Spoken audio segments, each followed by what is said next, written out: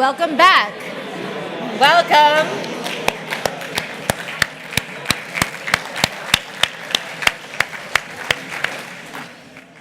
Are we ready for the last session of today? Yes. Are we ready? Yes. No, yes, okay. Anyways, we couldn't let you leave. Are we ready? Yes. Okay. We couldn't let you leave Oxford without experiencing an Oxford-style debate. So I'm going to invite Lali on stage to explain the parameters of the debate as well as to introduce the students.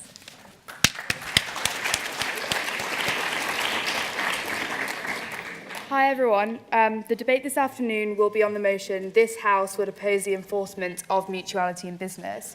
We'll hear from three speakers in proposition of the motion, and they will be Andrew Ung, Kristina Partsinevolos, and Ewen Hollingsworth. And our three speakers in opposition of the motion will be Stephanie Mambo, Filip Trnka, and Tasnim Hadi. Between the second and third speakers, there'll be the opportunity for members of the audience to give a short speech. These speeches should be kept to a minimum of 2 minutes. And if you'd like to give a speech, please put your hand in the air and the chair will select. Members of the audience can also raise a point of information to any of the speakers. So raise your hand and then the speaker will choose whether or not to take the point of information or the question that you have chosen to raise. So without further information and much delay, I look to Andrew Ung to open the case for the proposition this afternoon.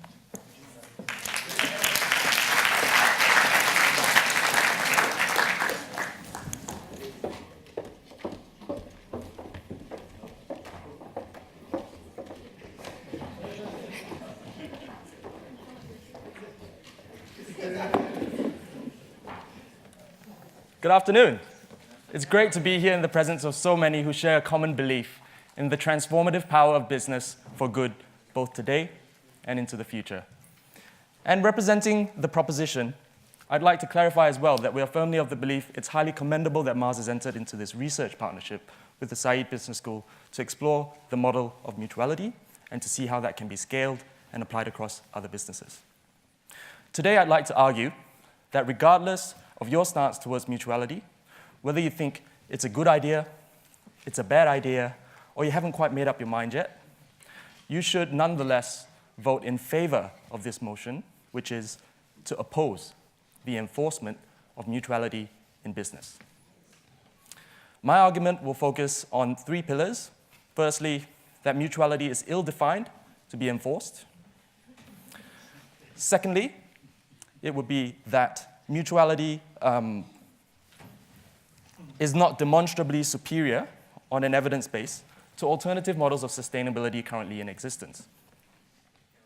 Thirdly and finally, mutuality is not applicable to certain industries, and by this exclusion of industries, it therefore cannot be applied to business in general. But before I elaborate on these points, let's inspect the motion of this evening's debate. The heart of the motion is about enforcement. It's about whether this House would oppose the enforcement of mutuality in business. And what does it mean to enforce mutuality exactly? So I had a look in the dictionary, the Oxford Dictionary no less, for a definition of enforcement. And what I found was, it is the act of compelling observance of or compliance with a law, a rule, or obligation. And in the context of this motion, it's strongly implied that the type of enforcement being referred to is legal enforcement. It would take quite a stretch of the imagination to perceive that it means a kind of soft enforcement through societal expectations or societal pressures. So I can only hope that my colleagues on the opposition would not attempt to mislead you down this path. Now, on point number 1, mutuality's definition, or lack thereof, I should say. So in preparation for today's debate, I scoured the internet, the Mars website, joint publications with SBS, and even had several conversations with multiple members of the Mars Catalyst team who were kind enough to meet with me. I was on a search for a rigorous, comprehensive definition of mutuality. I must admit, I'm still searching. I think the motion of today's debate really represents a mischaracterization of what mutuality is. Mutuality is a high-level concept. It's a high-level principle. It has not, at least as yet, been mapped into a set of defined behaviors or standards that apply to those behaviors, and therefore a high-level principle that lacks defined behaviors that are associated with it cannot be enforced. Allow me to give you an example. It's a bit like the mother that tells her child to be good at school. Well, that child should rightfully be confused, because what does it mean to be good? Is that academic performance, good conduct, sporting outcomes, some combination of those? And if there's one takeaway that I've got from today's conversations, it's that everyone's got a different idea about what good means or what mutuality means, because indeed it's not a binary thing, that you're mutual or you are not. These things are contextual. These things are also situational. So, given the vagueness of mutuality, it is not enforceable, and to enforce mutuality would impose inequities on business. My second point, it is yet unclear how mutuality is distinct or superior to the alternative models of sustainability currently in play. We've all followed the evolution of CSR, corporate social responsibility, from its origins in corporate philanthropy and a PR exercise to now a nuanced view of strategic value creation for the corporation, shareholders, wider society. We've also heard from Porter about CSV, or creating shared value. And we've got other terms around responsible business, triple bottom line, and now we add mutuality into the mix. So the question must be asked, what truly makes mutuality distinct from these other concepts? And what is that interaction? And also, what evidence exists to show that mutuality is either a valuable addition to or a superior displacement of one or more of the existing models for business sustainability? I would argue that to enforce mutuality in business in its current state of adolescence would be akin to releasing a yet untested, unproven drug and enforcing universal consumption of that drug. Well, it may work. It may not. Let's wait for the evidence and the cases and the examples to demonstrate that it is truly scalable and applicable across multiple platforms. Thirdly and finally, mutuality is not applicable to certain industries, and therefore it cannot be applied to business as a whole. What do I mean by this? Let's think about the extractive industries such as mining, oil, and gas. Large-scale mining causes irreversible damage to the environment, and yet these industries are here to stay. Something like 45% of the world's economic activities are underpinned by the minerals and resources that these industries provide.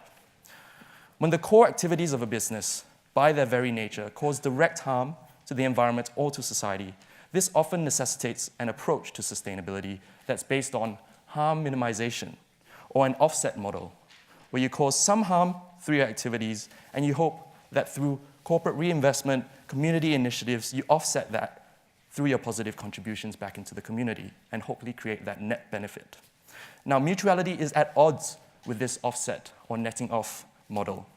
I quote from the Mars website, "Mutuality imposes a special obligation on us to respect the environment and develop the most sustainable methods for achieving our goals.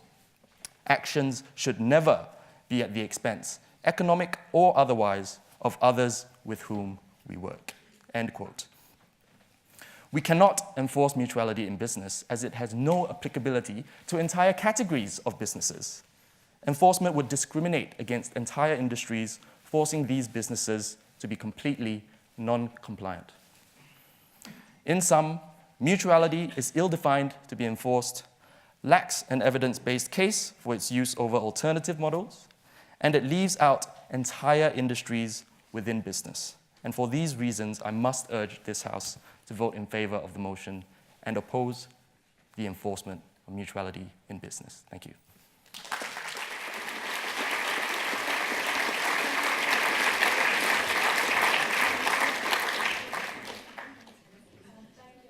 Those engaging arguments. I now look to Stephanie to open the case for the opposition.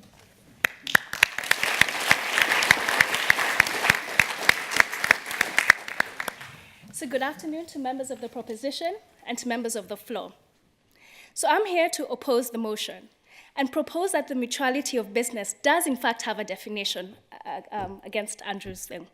So for we define mutuality of business as having a continuing commitment by business to all its stakeholders to behave ethically and contribute to the economic and social development to its immediate surroundings and society at large, and one that I believe that should be enforced at a national level for the following 4 reasons.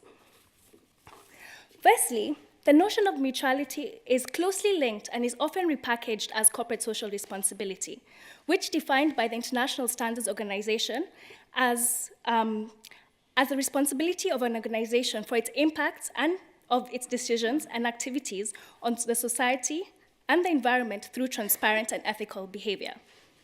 But somewhere along the way, we've picked and chosen elements of both these definitions and have largely boxed them to simply mean having a separate department with largely distinct motives from the rest of the organizations.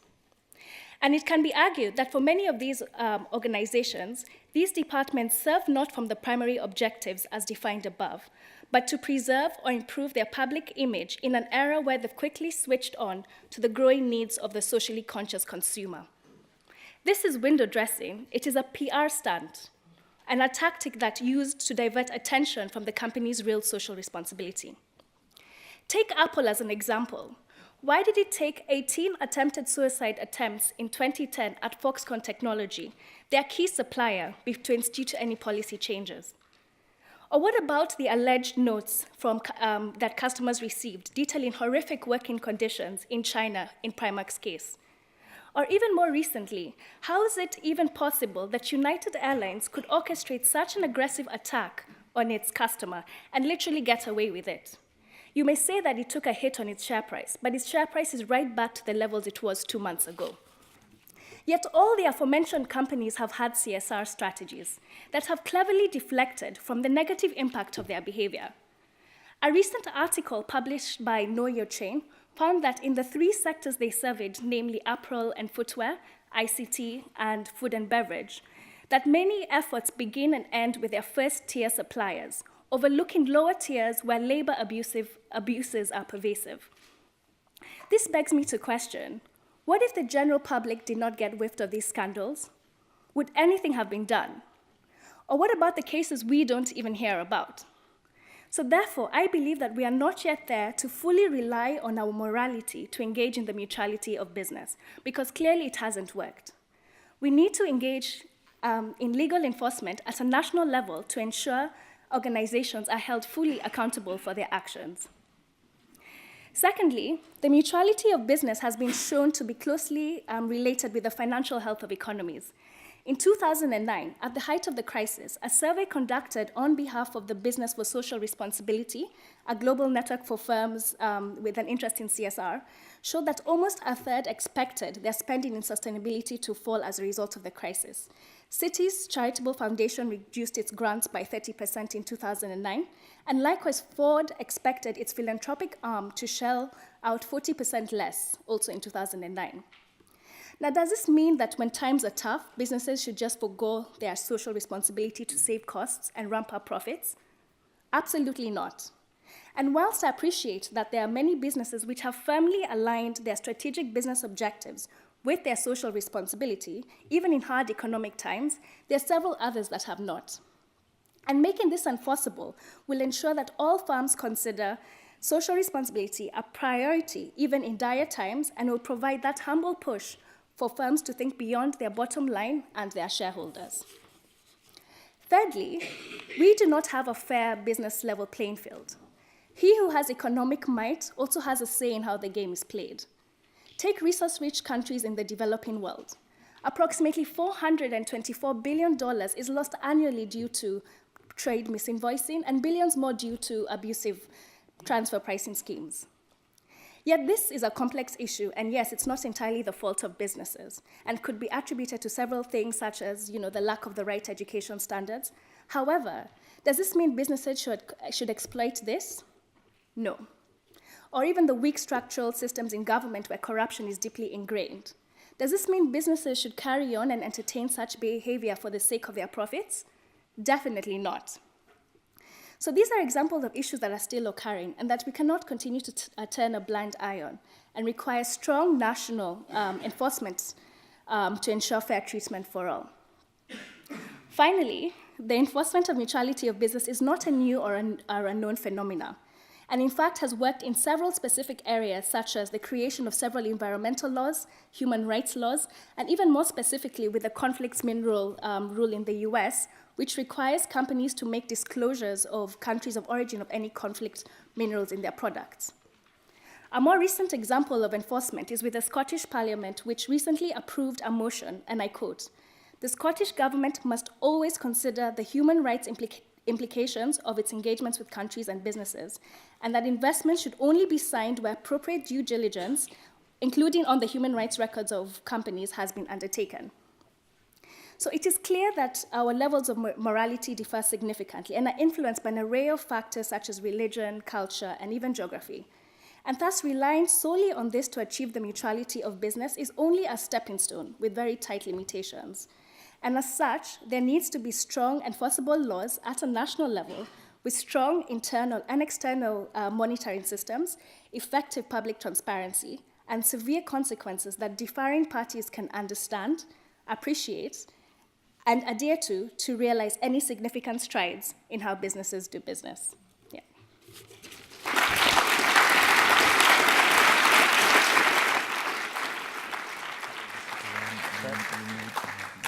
Thank you, Stephanie. I now look to Kristina to continue the case for the proposition.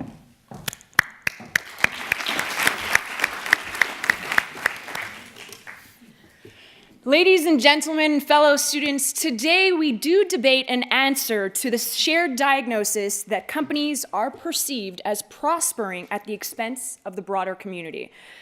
The suggested answer today, of course, we all know, is mutuality. But I want to direct this question directly to MBA students sitting here.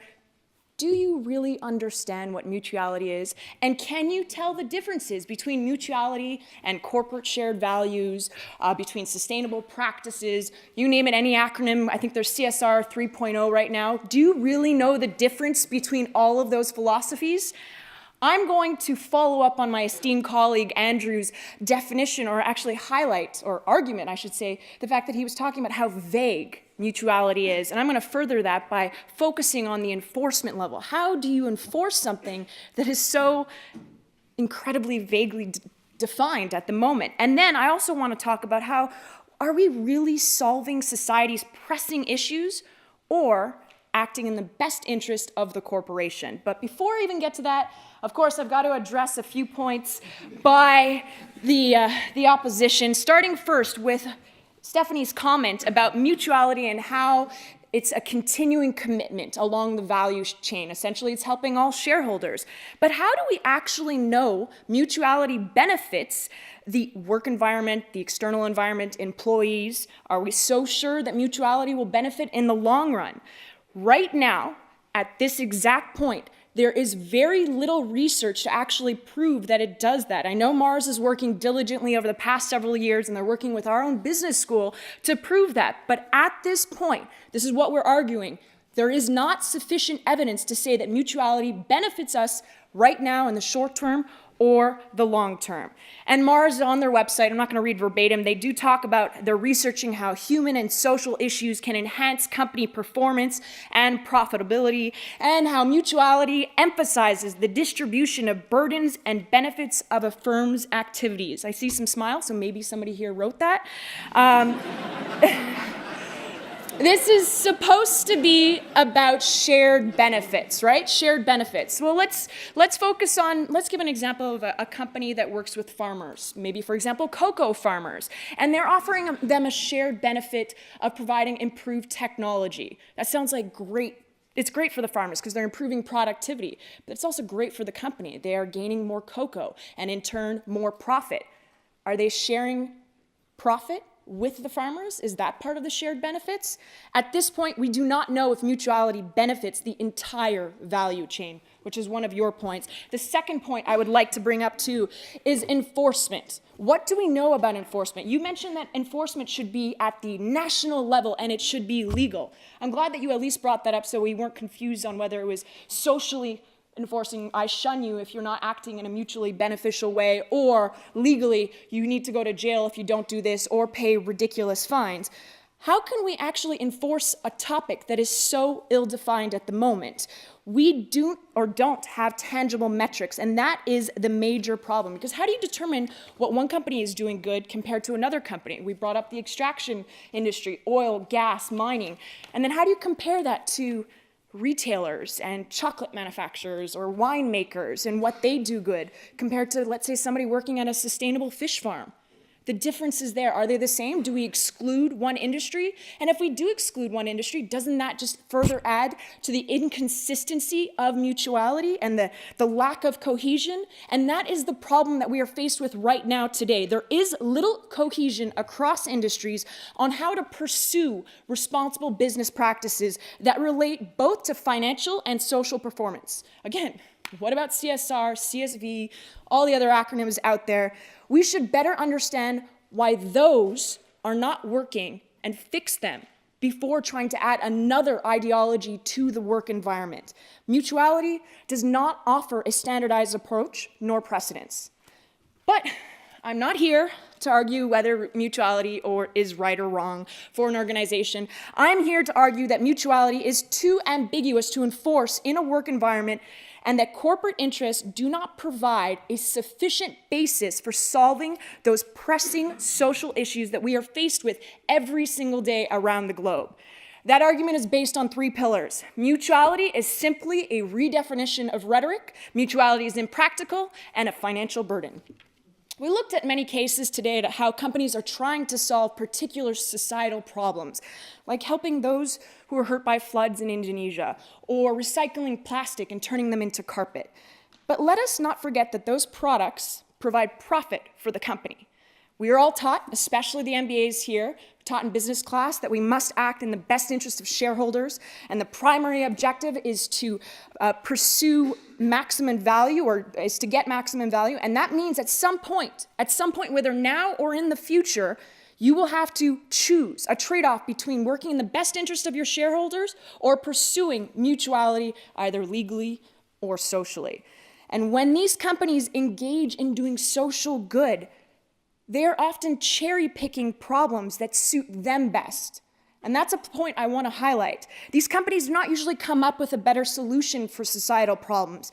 At times, they even whitewash the problem and ignore the real tensions between economic and social goals. The focus of mutuality within individual projects allows companies to concentrate, and I know I'm going to upset some people here, on the easy wins, while leaving unresolved the deeper social issues to which they are connected. Is mutuality simply not just a redefinition of this rhetoric? Secondly, the enforcement of mutuality is not practical. It lacks consistency, which Andrew did bring up, especially if replicated amongst various industries. Certain industries, like he mentioned, do cause a cost to the environment, which is why they do pay royalties like the extraction industry. So how do we create mutuality amongst those industries? And again, the retailers, the winemakers, I don't know why I keep bringing up alcohol, but all of those. And we can't exclude them because that further adds to the vagueness of the definition. Right now, I don't have an answer as to how we can standardize this approach, but we need to figure out how before we say that we are going to enforce it legally across the entire nation. Lastly, the enforcement of mutuality comes at a financial cost through additional reporting, training your staff to teach mutuality if you actually understand what it means, and then auditing it afterwards. So could the cost burden be outweighed by the revenue generation? And maybe let's take it back a step and think about those entrepreneurs that are really trying to get their idea off the ground. They're struggling. They're trying to get their idea. They're talking to VCs. They're talking to anybody that's going to finance them. And now they have to think about an additional factor, an additional overhead cost that consists of enforcing mutuality. Because if they don't do that, they're going to have to pay fines or go to jail. So it's just another factor or level to add to them, a financial burden. So yes, we are a generation hungry for change, hungry to make an impact. That is, Saïd's almost motto. But let those efforts not become futile by enforcing mutuality. Let us not conform to achieve scale. Instead, let us focus on sustainable practices and shared values that have already crept their way into the workforce and learn to intertwine those with existing metrics. It's not about cherry-picking projects to make ourselves feel good. We must be aware or become aware of the wins and the shortcomings of mutuality and know that they both have truths. I encourage you to vote with us. This House would oppose the enforcement of mutuality in business. Thank you.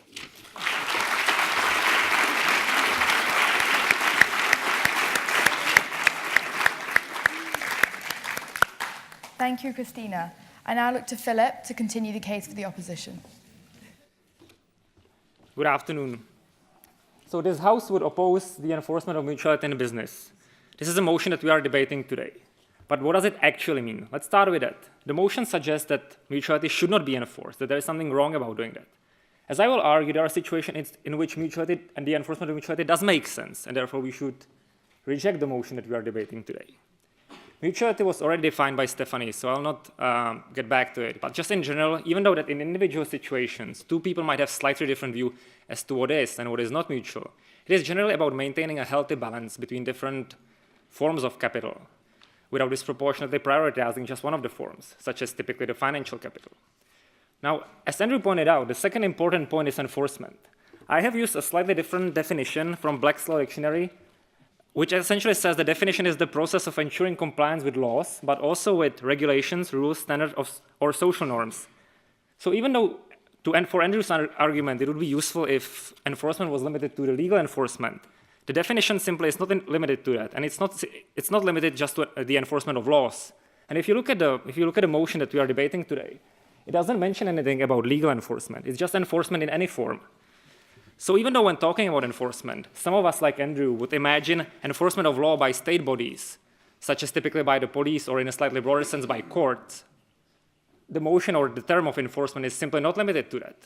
So opposing the enforcement of mutuality would not only mean to be against the enforcement of mutuality laws by state bodies, but against any other mutuality arrangement enforced by anyone else. And let me illustrate that with an example. Now imagine three friends, and for simplicity, I'll call them Kristina, Ewen, and Andrew.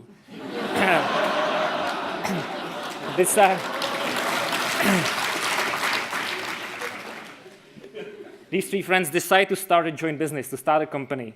And during their MBA, they learned many important things. One of them, they paid actually more attention than these three people, and they learned about the principle of mutuality. And they all like the principle. So they agree it should be one of the driving principles of their business. Now, don't get me wrong. They certainly want to make profits. But at the same time, they feel they should share a fair share of the potential profits of the business with other stakeholders who contribute to the growth of the business, such as their suppliers. Now, Ewen, as you may know, is a lawyer, a seasoned lawyer. So he thinks, Kristina and Andrew, can I really trust them 100% of the time? Andrew wasn't actually not even in my section, right? So, to be on the safe side, after some deliberation, Ewen decides to put in writing in the company's founding documents the key principle of the business's operations, one of them being the principle of mutuality that should be ensured by, for example, prioritizing the suppliers that also follow the principle of mutuality, or giving each of the owners the right to block a deal that would violate the principle of mutuality, or simply posing a financial penalty on that of the owners that would grossly violate the principle of mutuality as they agree on it. Now, as a consequence, each of the owners can ensure compliance, or enforce, if you wish, the principle of mutuality from each other. And just like with any other contract, a violation of a contract can be remedied in court. So, if you were a judge, why wouldn't you enforce a deal that the three people freely agreed on? You should. And if you did that, you would be enforcing mutuality. Now, let's look at the whole situations from the perspective of their potential business partners. If these don't follow the principle of mutuality, they essentially have two options. They can either keep disregarding the principle of mutuality and give up all the present or future business deals with a company, or they could start following the principle of mutuality and do the business with a company. Now, in the latter case, the principle of mutuality would effectively be enforced from them because they would have otherwise not followed it. Now, notice that in this example, the three people voluntarily agreed that the operation of their own business, operated at their own business risk, should follow the principle of mutuality. Should enforcing mutuality not be a viable business strategy, they take the risk of running out of business. But this is the risk that they must have freedom to take. Now, some of you might think, what a stupid, made-up example this was. But consider that Mars, a family-owned business, has enforced mutuality for from the very beginning of its operations more than 100 years ago, speaking of the short-term effects. And they are not out of business. In fact, some of their research suggests that mutuality in the long run contributes to higher profits and more sustainable profits, while keeping other stakeholders also better off. Now, this example was involving only entities that are all for profit. But notice that the motion we are debating today is not limited by that.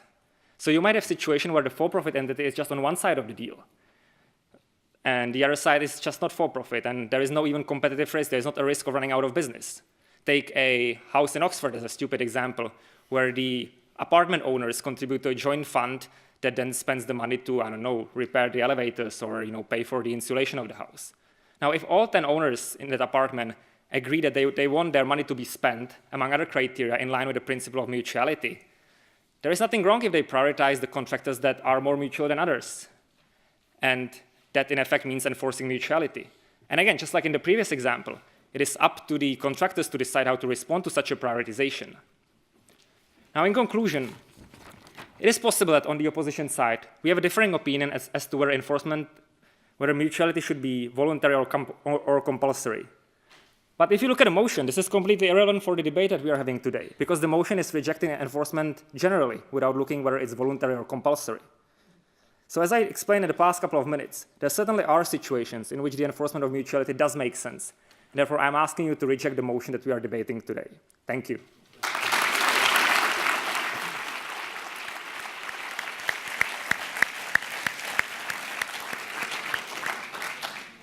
Thank you, Filip. I'd now like to open the debate up to floor speeches. So if any member of the audience would like to give a short 2-minute speech to put forward their thoughts and views on this debate, then I welcome you to do so now.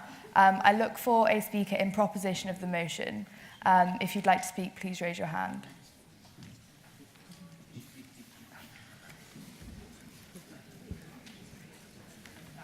No one? Okay, I look for a speaker in opposition of the motion. Yeah, recognise the member of the audience.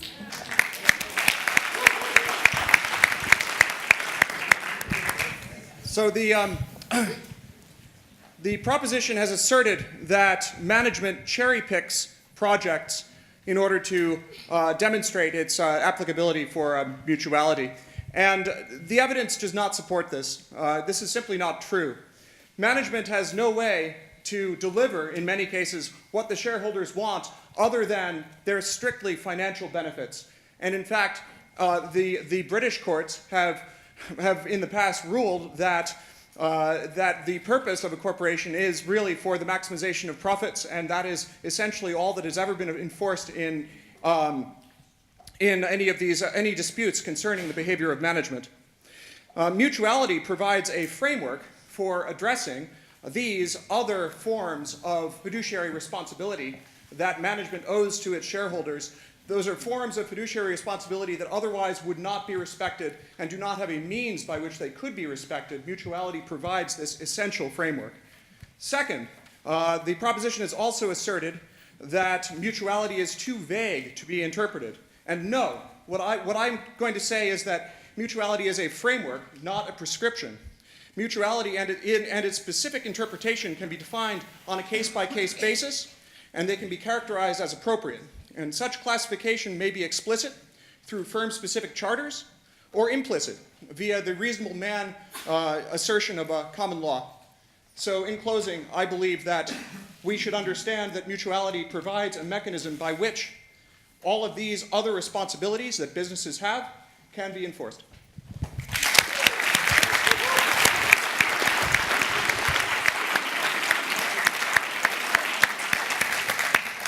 Thank you for your speech. I now wonder if anyone's brave enough to put themselves forward to speak for the proposition of the motion.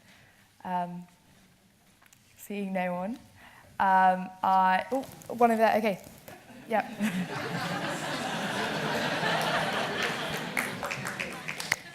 So, the challenge I would make is the point of enforcement.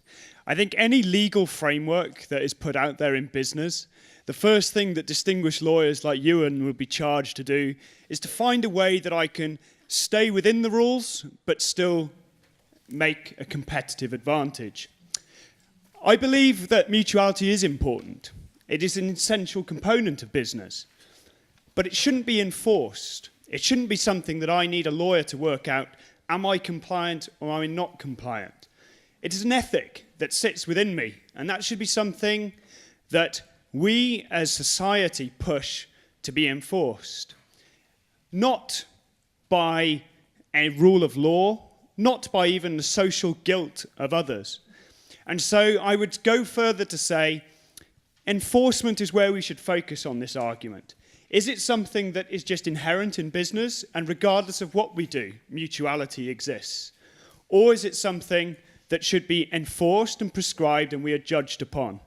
So, as we look at the motion, and as really well argued by Kristina, Andrew and Ewen, we understand that mutuality is important and has a place, but whether there is a place for it to be enforced, or whether there's a place for it just to be something that we all have on our conscience. Thank you.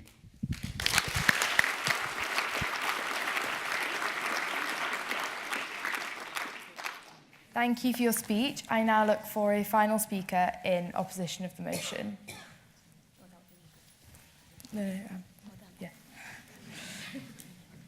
Okay, seeing no one, we'll go back to the main debate itself. Now look to Ewen to continue the case for the proposition.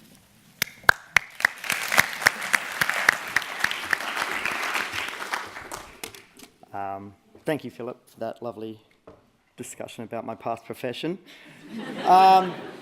Chairperson, distinguished guests, ladies and gentlemen, and of course, my fellow MBA students.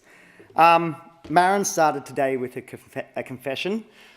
I was going to also confess myself, but Philip has been kind enough to tell everyone that I was previously a lawyer.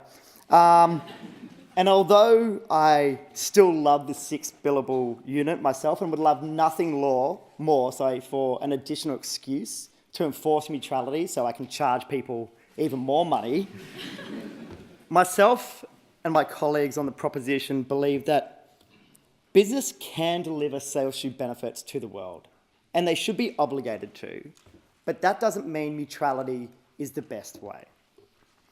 Now, Maren also said this morning she wants business to do well and to do good.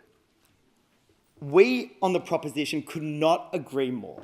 And I think everyone here today would agree with that very simple, very basic statement. However, today's debate is not about the role business is to play. I think we can all agree they have a role to play. It's rather how business should undertake this responsibility. And we believe that enforcement of neutrality is not the way to do that. Now, this debate basically has come down to 2 main issues: the definition of neutrality and also the issue regarding enforcement. And the 2 floor speeches brought those up very succinctly and nicely. Now, starting with the first issue, this issue of neutrality and the definition. Now, Andrew described that there was really no definition of neutrality. Even Jeff himself admitted when he got up that it's more of a framework. Now, while Steph put forward a definition of a continuing commitment to the development of close stakeholders and broader society, surely that is too vague enough to really encapsulate via enforcement. But furthermore, it also directly contradicts what Colin was saying earlier today about relationship building. Stephanie's own point said that we should be building relationships with broader, or say a commitment to broader society. What does that mean, and how can you build relationships with broader society? It's about binary relationships. To say that it's with broader society extends the idea to mutuality to basically encapsulate any charitable giving from businesses. So that definition of neutrality is simply unobtainable, and then therefore to even enforce Steph's idea of neutrality would be impracticable. An additional point by the opposition was this idea of enforcement, and the idea of what Philip said was we don't need to think about compulsory versus voluntary issues. It's really about enforcement. But surely that's what about laws. Laws, if I choose to be voluntarily I choose to I can't voluntarily engage or accept laws. I can't voluntarily choose to say, oh, you know what, I'm allowed to rob banks. I'm still going to be enforced by the legal system if I rob a bank. So this idea of compulsory and voluntary isn't really, it's a byproduct. Enforcement really means in itself that it has to be compulsory because you are enforcing it. You can't enforce something that's voluntary because then there's no point whatsoever to it. So that's the point about the definition. Steph then went on to discuss about alternate models, and so did Andrew. That was a really important point about today's debate.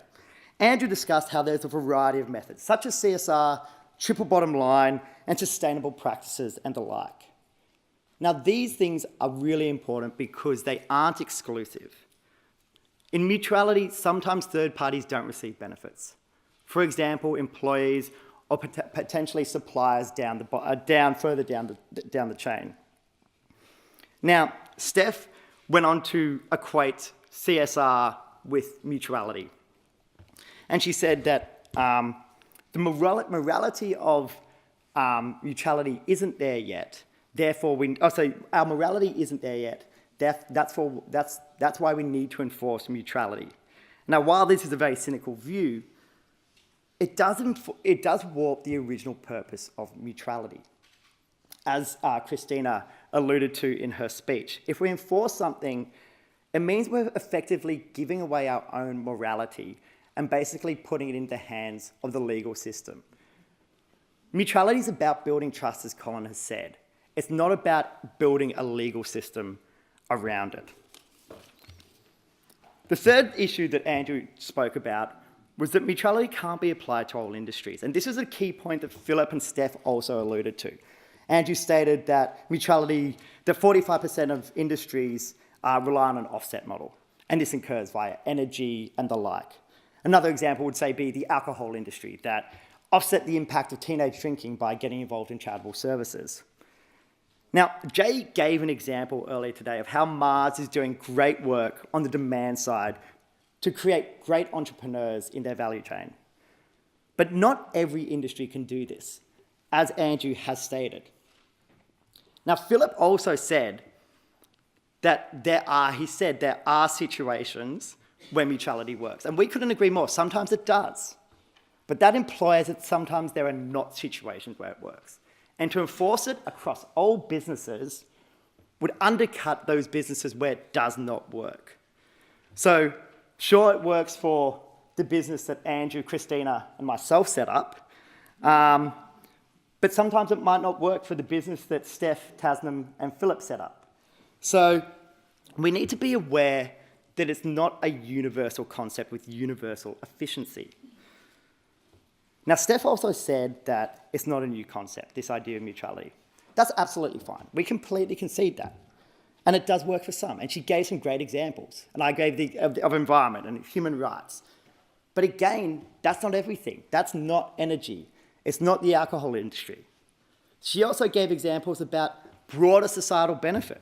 She gave the example of the Scottish parliamentary system, but again, that legislated to deliver corporate social responsibility. But again, that's not mutuality. That's not building trust.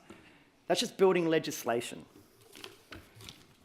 We then came to this idea, or this issue of enforcement. Now, the main point about this was its practicability. It's being impractical, sorry. Now, Filip, in talking about this, gave a great example of our law firm. Of our law firm? Was it a law firm? Us three? Could have been anything. Of potato sales. I do like potatoes. And again, it was a good example that it came down to the issue of compliance. That if we put together an agreement, we could go to court and we could enforce our agreement between us three. That's fantastic. In that potato industry, you need compliance because it's a cutthroat industry. But what about other compliance measures? What happens if Filip sees what we're doing with the potato industry and doesn't like it? He doesn't like how we're growing our potatoes. And he tries to enforce compliance. That's a societal enforcement measure that he can't comply with. He can put as many posts on Facebook or tell as many friends that he doesn't like our potatoes or how we're growing them, but he can't enforce our compliance with them. So yes, social enforcement is unachievable. So it only has to be legal enforcement we're looking at. In addition to that, Kristina alluded to some other points. There's no standard set of measures. If we're going to be really enforcing this, we need to have a standard set of measures that anyone can apply with. So if there'd be inconsistency across businesses, surely some industries would do well and some wouldn't. Loic even stated earlier today, when he was on this stage talking about the canine industry, that they even currently don't have accounting standards. And Bruno even stated, you can only manage what you measure. Now, if we can't measure mutuality, how do we expect to enforce it? This is effectively putting the cart before the horse. We're telling courts or other people to legislate and enforce mutuality without understanding what it is. Now, we also got to this point about increasing shareholders' value and what the original purpose of business is. Now, any MBA student here would tell you the first thing we learn here is business is about generating and increasing shareholder value, which is entirely true. But then Steph made a very good point, that when sometimes times are tough, the CSR or the charitable divisions of some businesses that don't just generate shareholder value, but also societal value, pull back that value. And that is a bad thing. But what is a worse thing is if they don't pull back that charitable giving and they run themselves into the ground. That's a worse evil for society. It impacts employees, it impacts consumers, it impacts even those people that they were giving to in the first place because they can't give in the future. So whilst, yes, we want people to ensure that they're giving to charitable goods and they're being good for society, enforcing it can actually make them do financially irreversible damage to their business. Finally, we have to talk about the cost burden two more points, the cost burden of enforcement. Now, Jay mentioned again this morning that mutuality intends to leverage human and social capital to unlock financial output. And that is a great thing. But again, it comes back down to the circumstance. If the circumstance means that it's going to be a net loss of revenue, we're basically telling these businesses to run unprofitable businesses for the sake of broader society, which in turn leads to negative outcomes for broader society. The final thing I'd like to leave you with is this idea of enforcement warping the original purpose of mutuality. Now, Kristina mentioned that enforcement reduces trust. And there's this idea of trust that flows throughout this, or should flow throughout this debate, because it is about relationships. Ian said, mutuality gives us trust, but enforcing this will take it away because how can you trust someone if you're compelled to build a relationship with them? It's like the example, say, of if everyone each year was compelled to give a bundle of roses on Valentine's Day. Now, sure, people would comply with that, but would you feel loved? You probably wouldn't. I feel like I'm really pouring my heart out here. I don't get roses on Valentine's Day. It's a sore spot. But you wouldn't feel loved. And that's what mutuality is about. It's about building that trust. And if you legislate that trust, you're not going to be building it. So enforcement warps mutuality. So ladies and gentlemen, because of that, I'd like you to please vote in favour of the proposition and suggest that this House would oppose the enforcement of mutuality in business. Thank you.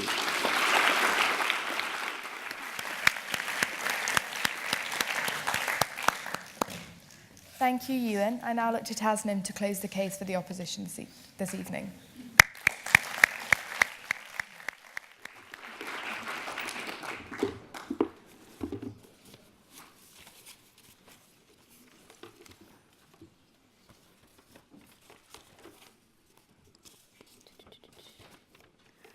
Ladies and gentlemen, members of the floor, Madam Chair, thank you for being patient with 6 MBAs talking about a definition of mutuality for the last 20 minutes. Hopefully, I'll be able to clear things up from my whip speech today. Ladies and gentlemen, the government argues that status quo is working. The opposition begs to differ. If status quo is working, why do we have all these new models that are coming up to figure out new ways of doing business, to do business better, to make sure that society as a whole doesn't lose out or doesn't gain more than they should from the way they do business or the way they conduct themselves in society. What I'll do today as a business student studying in Oxford is I'll introduce a few key issues from the debate, hopefully aligning them to some intelligent-sounding principles. So firstly, ladies and gentlemen, the principle of mutuality and its enforcement, and the precedents that it sets that essentially would get rid of all the issues that were coming up from the side of government.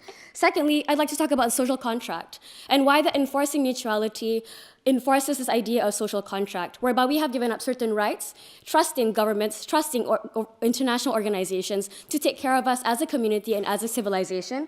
And finally, I'll talk about this idea about morality, which is essentially what this debate has been bubbling about today. But before that, a few rebuttals. I have a few problems with a few things coming from the side of government.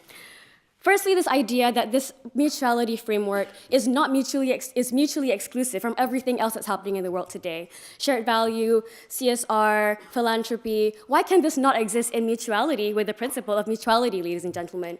We don't see that enforcing mutuality necessarily inhibits anyone else from performing any other acts of societal benefit that they want to. So we feel that, firstly, these two things are not mutually exclusive, and secondly, by having enforcement on the idea of mutuality, we are no longer allowing people and businesses specifically to take a soft stance against the impacts that they make on society. Ladies and gentlemen, status quo doesn't work because we've been taking a soft stance on the way businesses do business today. We've been saying, okay, sure, if you want to, you can engage in shared value. Sure, like if you want to, maybe you'll donate 10% of your profits this year. Ladies and gentlemen, the side of opposition believes that enforcing mutuality inhibits that, and we believe that enforcing mutuality also deals with a lot of the things coming from the side of government. They talked about definition probably for 3 speakers. That was essentially the crux of their debate, was the definition of mutuality, which I had a problem with because I felt Steffi defined it really well. However, on the side of opposition, what we see is that there's an opportunity for narrowing down and specifying the definition once you put enforcement in place. Once you start thinking about enforcing something, once you take this debate motion down and actually start putting in steps to enforce mutuality, it will address a few things, ladies and gentlemen. It will help to address the definition of what mutuality is. What is this framework that we're talking about? Can we implement shared value as part of that framework, et cetera, et cetera? It would deal with Kristina's problem about companies cherry-picking what parts of their business is mutual for them, but may not be mutual for other people. And finally, ladies and gentlemen, it would address this idea that it is too expensive to implement. Because when you start putting in enforcements, when you start putting in regulations around it, there will be certain regulations, and perhaps the lawyers on the bench would be able to clarify that you would set certain ceilings or certain floor levels as to what something would cost. And we also have a general problem about this idea that it's too expensive to implement. Ladies and gentlemen, is it too expensive to implement a system that makes sure that civilization as a whole doesn't fall corrupt? I know I'm being a little bit grandiose here, but essentially we are here today talking about this for the whole day because we know that status quo does not work. And status quo has not worked because none of it has been enforced, ladies and gentlemen. No, not many people are being held accountable for the things that they do. And as Stephanie has mentioned, that share prices bounce back to normal because people are like, it's business as usual. We refuse to have that. Second, ladies and gentlemen, we like to talk about the social contract. We believe that by having enforcement is not something alien to us. For example, you should be coming for your classes, but sometimes you don't, but let's not talk about that. But for example, like Ewen mentioned, if you murder someone, you will go to jail, you will go for a trial and things like that. You can hopefully hope that someone doesn't murder you, but the law protects you against that. Or probably not, but the law will help you. I can't speak from experience, but the law would ensure that you would be compensated or your families would be taken care of or something like that. The law will uphold justice. And that is what we're hoping to achieve today by not supporting this motion. Supporting this motion means that you don't want it to be enforced at all. Supporting this motion demonizes this idea of enforcement, demonizes this idea that basically regulatory frameworks are bad. This debate that is happening on the side of government is very utopian, thinking that, like, yes, we're all going to regulate ourselves and be buddies and build great relationships. And, like, of course that will happen anyway, but why can't that also happen with enforcement? You have enforcement as a higher level to make sure that no one steps out of line, and if they do, then they will be punished for it. And we're happy with that. We're fine with that. Regulate people, ladies and gentlemen, because, like, you know, because it's human, because we've been operating on this idea that we've been operating on the principle of scarcity. We've been operating on this idea that someone has to lose. We've been operating on this idea that it's a dog-eat-dog world out there, and therefore you enter every relationship, every negotiation, like, for example, in our courses lately, with this idea that you're going to get screwed over. And I don't know that I'm not going to get screwed over because we have not adopted this idea of mutuality. And finally, ladies and gentlemen, this idea of morality. We'd like to argue that by enforcing mutuality in business would create a new social norm that we want to see in communities, that we want to see in companies, that we want to see in society. Historically, laws have helped shape social norms because historically people have realized sometimes social pressure doesn't work as well because people have different ideas of what is right and what is wrong. Cultural, religious, geographic differences even make it hard for people to come upon one particular thing that they agree upon or not. This idea of enforcement helps to regulate the plurality that exists not only in our community, but also around the world. You have countries that are more developed that are happy to adopt this principle of mutuality in their business, but you have other countries that might be hesitant and do not understand how they would be able to do this. You have industries, like they mentioned, that might not be able to see how mutuality can be implemented in their business, ladies and gentlemen. But we feel that by having this enforcement, it creates that urgency to make people to step up and realize, like, okay, we've got to pull up our socks and we have to figure something out. Ladies and gentlemen, I'm not sure if my 7 minutes are up yet, but I'm going to conclude. Ladies and gentlemen, like I mentioned, we've been operating under the pretext of scarcity. Under the idea of mutuality, we believe that when you enforce this, you tackle a lot of the problems that government has brought up today. You allow a space for us to really define what is mutuality, although I really think that Stephanie did it really well. You allow a space for for companies to be held accountable for the actions that they have on society, and no longer allowing them to cherry pick what is good or what is bad for them. And finally, it sends a message that we are no longer taking a soft stance as to what is the role of the corporation in society today. Ladies and gentlemen, with all those reasons, we hope that you will vote for the opposition bench. Thank you.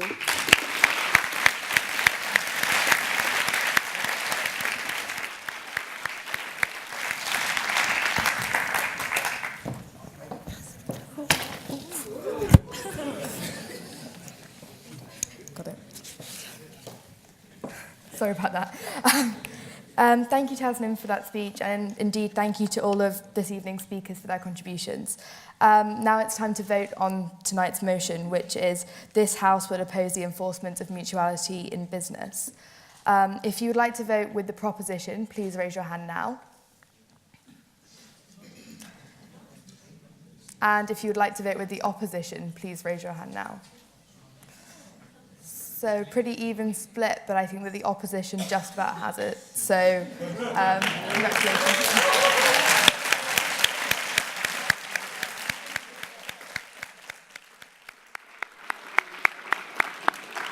Thank you.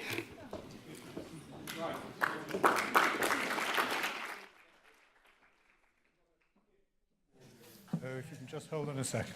First of all, thank you very much for that. That was a fantastic debate, and very grateful to you for having done it so well. And we've got a little gift here for you, which Alistair is very quickly producing. Here we go. It's on a theme and on the theme of drinking. Okay. I don't think they're actually named. Okay. Yeah. Okay. Thank you very much. Thank you. Thank you very much indeed. Great. Thank you.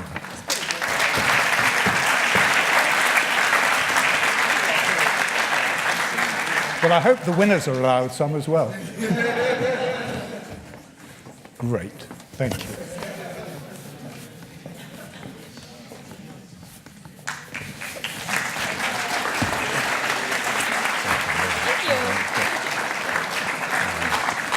Thank you. Thanks very much indeed. Thank you. Thank you so much. Before we step off the stage, there's actually a rumor that today is Professor Colin Meyer's birthday.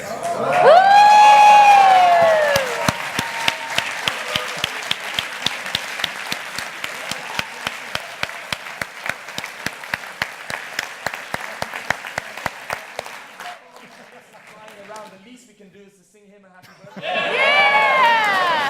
All right, on the count of 3. 1, 2, 3. Happy birthday to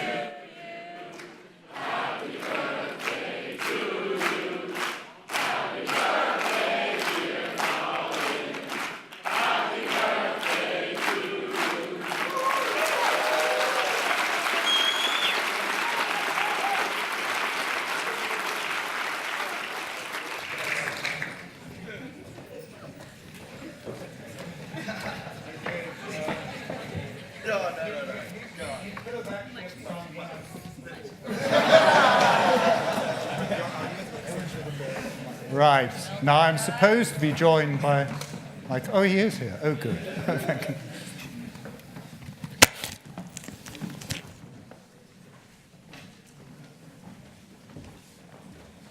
Do you want to start? Yes. Go ahead.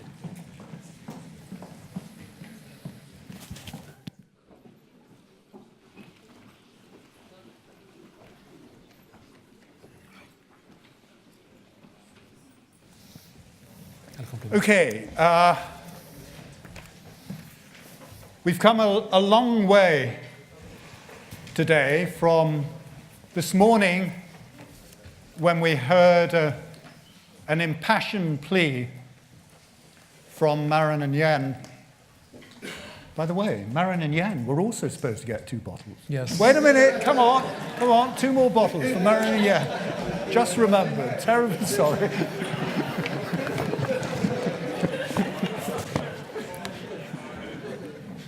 Great. Here you go. Very sorry about that. Thank you very much indeed. Thank you. You were brilliant. Thank you very much. Good. Well, thank goodness for that. I remember. Right. So from their impassioned plea this morning for us to have transformational business, we then had 10 cases of companies that were seriously adopting responsible and mutual practices. And we then heard how Mars is doing this. And in particular, I think that there were 3 points that emerged from that as being of a special significance. The first is the importance of building relationships, of establishing relationships of trust with other parties. And it was very interesting what we heard of the reason for the significance of those relationships, that they allowed companies to build their activities in a way in which, if that trust did not exist, would simply not happen. And secondly, it made the business more resilient, so that when there was a downturn, those partners with whom you'd built those relationships stuck with you, and you stuck with them. And you were able, therefore, to weather the storm better than would have been the case without those partnerships or relationships. And the second element, which I thought came across very clearly, was the notion of measurement, that it was terribly difficult in practice to do this because we simply don't have the types of measures that are associated with financial performance. So the point that Marin made in her talk at the beginning, that these things tend to be blocked at the middle management level, even if they are propelled at the top, and therefore simply don't permeate down the organization. One of the key reasons for that is it's much easier to measure the financial performance of middle management than it is any other aspects of their performance. So developing the measures was a key issue. And the third was that this takes a long time.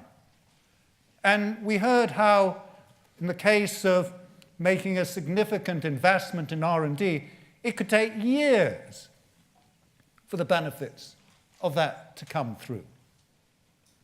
And that suggests that, well, it's okay if you're a family business and the family supports what you're doing and are willing to stick with you during that period where you're making losses. But if you've got institutional investors that are measured on quarterly performance, it's damn difficult. And so there's a real issue about to what extent is this notion of mutuality transferable outside of those companies that are protected in terms of their ownership structure to the large set of publicly listed firms. Mm. And then in the afternoon, we picked up on those themes. And we had the workshops looking at precisely those issues of how are you intentional in terms of the adoption of mutuality, in terms of identifying the issues that need to be addressed and the pain points in the system, and how do you build those partnerships and those relationships. We heard in another workshop about how you should measure. What are the ways of measuring social capital, human capital, natural capital? Is it possible to get anything that is as robust as financial capital? And what's the evidence to support the notion that there is actually a relationship or even a causation between those forms of capital and financial capital? And we heard about the issue of ownership and regulation and the laws and the rules that are required to promote mutuality. And above all, we heard that it needs and it takes inspirational leadership, and what it takes a school like this to shift the balance in terms of the objectives of leadership going forward. And just now, we had a great debate about whether or not all of this is compelling or go further, that firms should actually be compelled to do this. And we heard that, well, the concept is vague, ambiguous, unoriginal, unenforceable. My goodness. And there is therefore a question as to whether or not it really is a sufficiently robust concept. Well, let me just say on that point one observation in terms of the quote, enforceability. It is enforced. There are laws about it. In particular, there are types of companies, some of whom are represented here this evening, in particular in the United States, that adopt a public benefit corporation form. What does that mean? It means that a company adopts a form by which it states its purpose.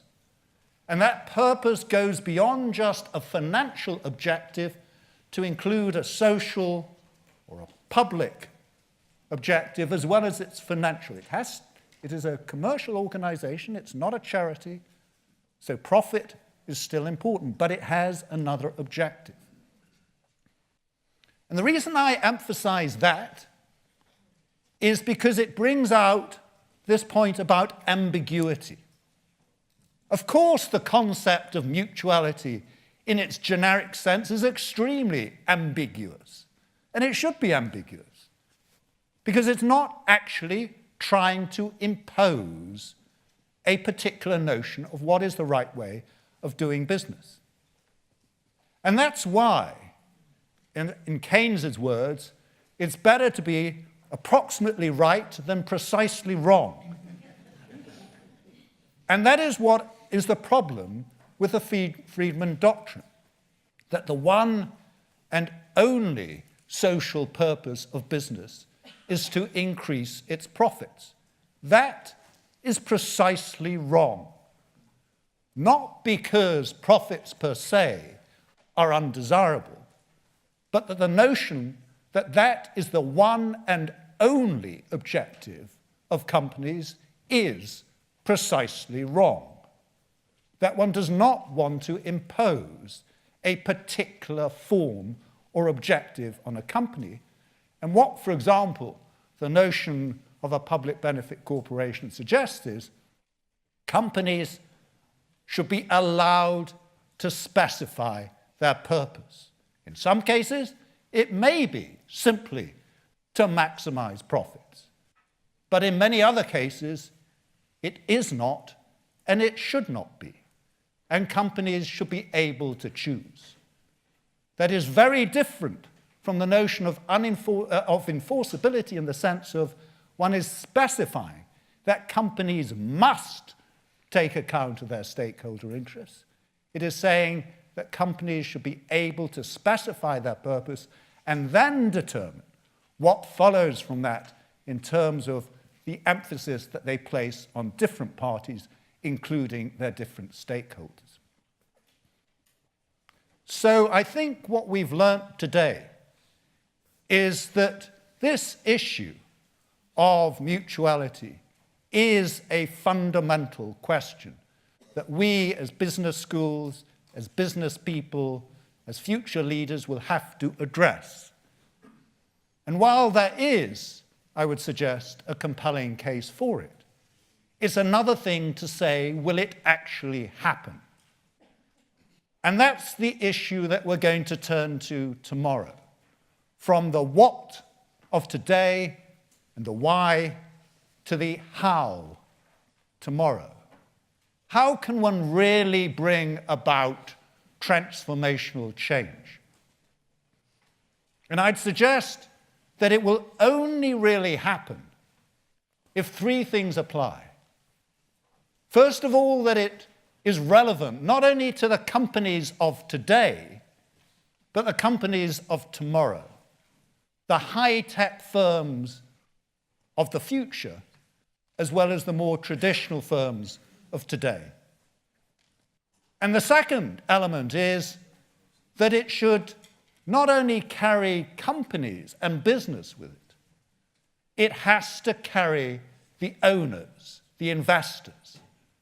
Because while most management and leaders of business prefer to make profits by being responsible and highly regarded, their ability to do so can be seriously constrained by investors that are only concerned about the financial returns of their investments and the short-term returns at that. And it will be necessary to go beyond just the impact investors, who are enlightened investors, to be able to draw in the Vanguards and the Fidelities and the $1 trillion of funds that those institutions are responsible for. And thirdly, it's not just about leadership. It's about establishing ways of running business by which the whole governance of the firm is aligned from top to bottom with the delivery of this concept of mutuality, if it's going to work. And that's precisely what we're going to hear in the three panels tomorrow. We've got a fantastic lineup of people on those panels to address you tomorrow. So I hope that you'll rise early, get here well on time, and have a great evening before that. Thank you.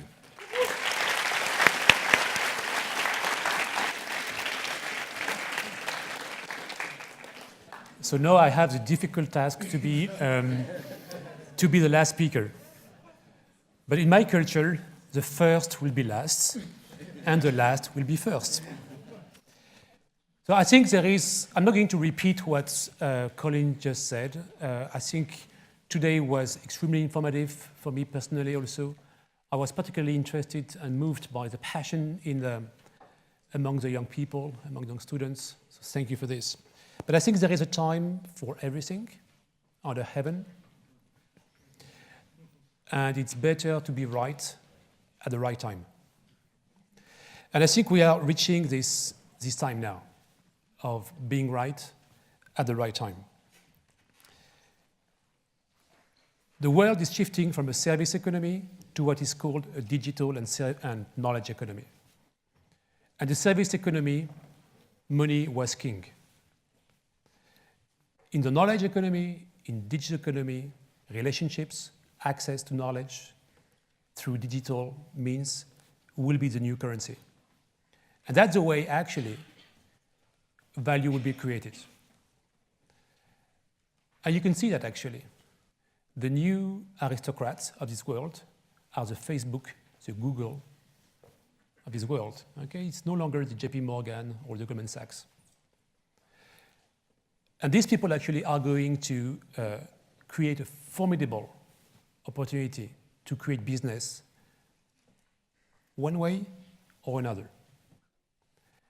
Mutuality, which is essentially based on the concept of reciprocity and relationships and access, could actually power this new knowledge economy. It's a once-in-a-lifetime opportunity. And many of you actually are going to join this, this economy. And instead of trying to fix the bad, you can actually set up the good from the outset.